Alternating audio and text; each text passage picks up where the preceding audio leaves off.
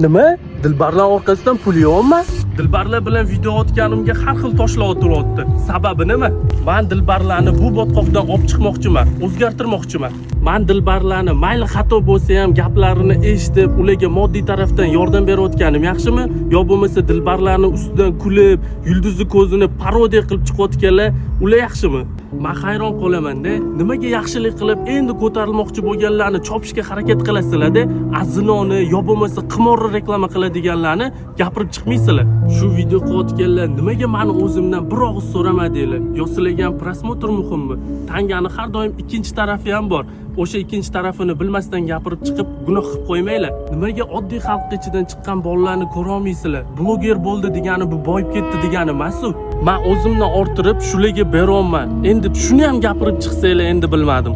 Dilbarlar kasal emas, hujjati ham yo'q. Prosta bular odamlarga qo'shilmagan. Men bularni